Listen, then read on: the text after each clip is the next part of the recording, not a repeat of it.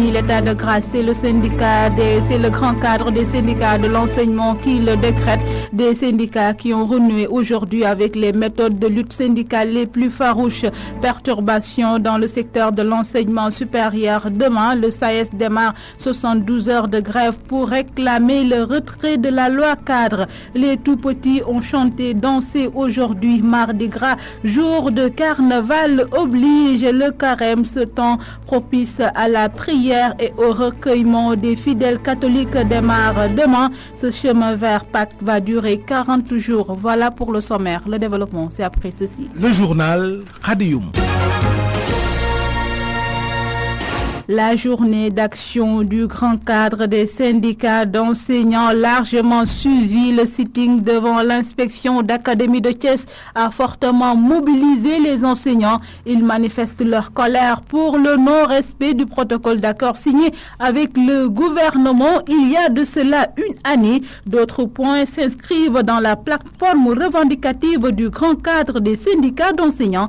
Aminata Dieye. Resté à l'écoute du gouvernement pendant un an, le grand cadre des syndicats d'enseignants élève encore la voix. Nous sommes tristes, nous sommes désolés de constater qu'un an après avoir signé le protocole d'accord, nous en sommes aujourd'hui à revendiquer la matérialisation de ce protocole d'accord-là, notamment sur les points tels que la validation des années de vacation et contractualisation, notamment sur les points tels que les passerelles professionnelles au niveau de l'éducation, notamment sur les points tels que le corps des administrateurs scolaires, notamment sur les accords qui octroient des actes aux enseignants pour leur logement social. Youssouf Thiello et ses camarades massés devant l'inspection d'académie de Thiès ont également soulevé d'autres points de revendication relatifs aux lenteurs administratives au ministère de tutelle, aux affectations jugées arbitraires et à toutes les indemnités des enseignants. Tous les camarades qui sont là aujourd'hui réunis à l'IA de Thiès, tout ce beau monde-là voit sa carrière plombée. Les enseignants, c'est comme si c'était une cible pour le gouvernement. On a plombé la carrière de tous les enseignants. Aucun enseignant n'avance. On n'intègre pas les enseignants. On les intègre au compte-gouttes. Aucun enseignant ne perçoit son rappel d'intégration. Aucun enseignant ne se voit être mis en solde. Et nous disons qu'aujourd'hui, les enseignants en ont ras-le-bol. C'est pour crier leur ras-le-bol qu'ils sont là aujourd'hui. Les syndicats d'enseignants engagent ainsi la bataille pour amener l'État à réagir. Ce mercredi encore, le système éducatif sera paralysé par une grève générale. Merci Aminata Dieye. Le syndicat autonome des enseignants du supérieur va aussi entamer son mouvement de grève demain. Ce sera 72 heures renouvelables. Le SAES veut ainsi pousser l'État à retirer la loi cadre. Mamadou Ndiaye, coordonnateur du SAES au niveau de Thiès, que je vous propose d'écouter. Le gouvernement a appelé à l'ouverture des négociations le 5 février. Après notre analyse, nous avons l'impression que nous n'avons pas le même agenda, que nous sommes très pressés de terminer cet épisode malheureux pour retourner dans les classes, terminer l'année et commencer la nouvelle année. Mais le gouvernement a un agenda peut-être qui n'est pas aussi serré que le nôtre. Il renvoie les délais de jour en jour. Nous avons créé une commission technique avec le gouvernement pour l'étude de la loi cadre. Les terres du gouvernement ne sont pas très pressés.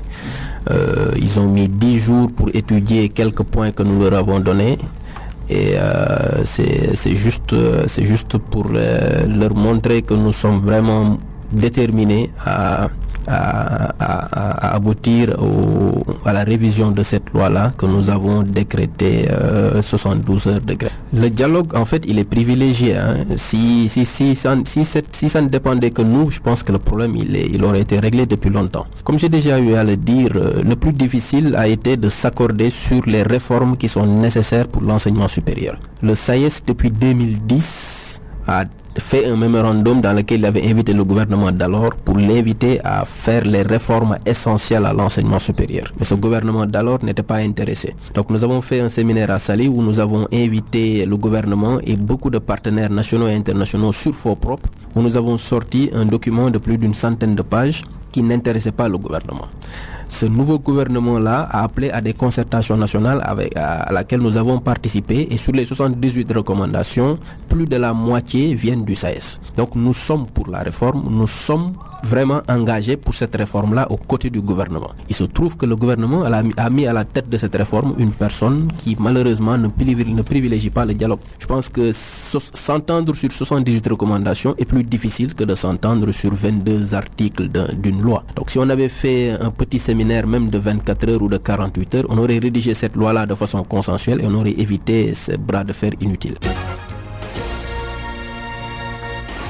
À 16h, passé de 4 minutes, vous suivez toujours les informations sur la 100.6 FM. Mardi Gras, cette fête des tout-petits par excellence est célébrée par beaucoup de garderies de la capitale du rail. La garderie Keur Mam Agnès a même organisé un carnaval à travers les artères de la ville pour marquer cette journée. Les tout-petits ont chanté, dansé au rythme des tam-tams. Nafitiam les a suivis. Reportage. Quand c'est Mardi Gras, on déguise, on déguste et on sort chanter dans les rues.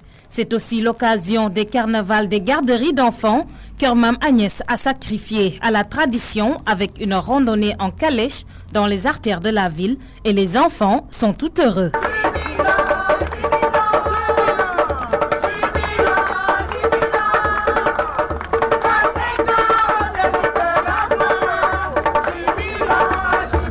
Ce carnaval de Keur Mam Agnès offre une tribune aux enseignants qui exhortent les parents à inscrire les enfants pour un bon encadrement à la maternelle.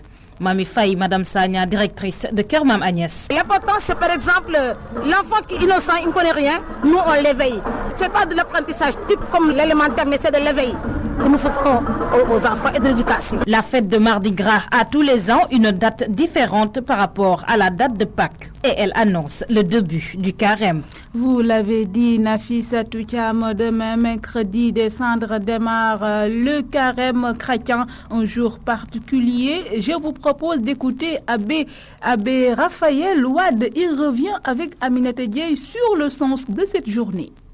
Le terme cendre se réfère à la cérémonie spécifique qui se déroule dans l'église aujourd'hui partout là où il y a des catholiques.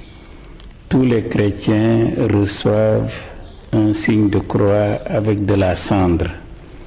Et en le recevant, le prêtre dit la formule « Convertissez-vous et croyez à l'évangile » ou bien l'autre formule plus ancienne et plus parlante « Souviens-toi, ô homme, que tu es poussière et que tu retourneras poussière ».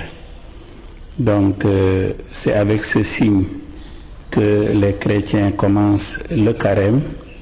Ce signe est le jeûne.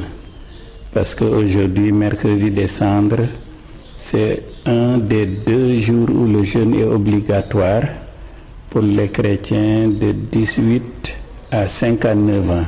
Donc il commence avec l'imposition des cendres pendant la messe. C'est cela et c'est le premier jour du carême chrétien. Abbé Raphaël Ouad, le scientisme, c'est-à-dire le caractère extrémiste de la science, ne doit pas échapper au radar du philosophe. C'est le sujet de la chronique hebdomadaire que nous présente Douloudem Ndiaye. Aristote a inventé le lycée et Platon a inventé l'académie. Ceci pour dire que la philosophie a fait naître la science. C'est grâce à la pensée philosophique que la pensée scientifique est née. C'est en fait le processus évolutif de la pensée humaine.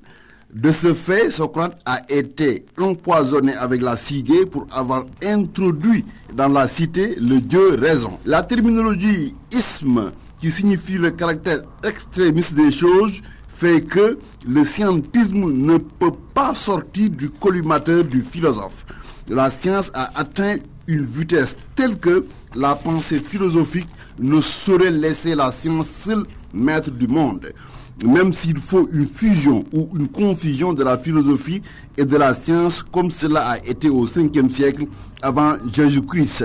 Si la futurologie, c'est-à-dire la science qui étudie le futur, nous dit que dans un proche avenir ou dans un avenir immédiat, les gens ne vont plus voyager dans des voitures et qu'on va procéder tout simplement par transfert de corps d'après la téléportation, c'est-à-dire le déplacement de particules à distance. Dans un avenir immédiat donc, on va entrer tout simplement dans une boîte, appuyer sur un bouton et se retrouver en Europe ou en Amérique.